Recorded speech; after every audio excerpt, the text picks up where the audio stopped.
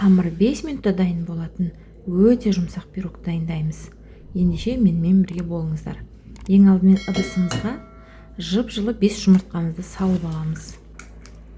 Жылы болуы міндетті.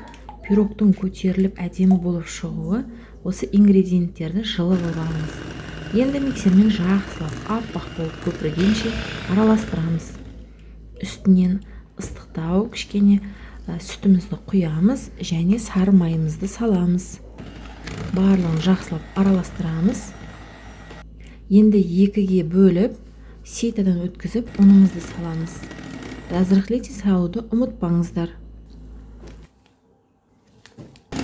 Барлығын жақсылап араластырып алған соң, мен мейіз салып жібердім. Ол міндетті емес.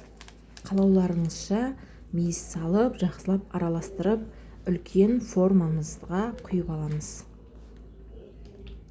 Менде әсел пештің үлкен формасы, оны жақсылап жайғастырамыз.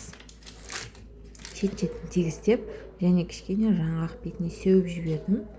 Дәмі өзгеше болсын деп, оны жасау міндетті емес.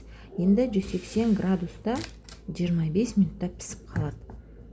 Қарасаңыздар, мамықтай қалай жұмсақ кесіліп жатыр. Арасы мақтадай мамық болып шығады ғой, қыздар. Сізге осындай пирог ұнай ма?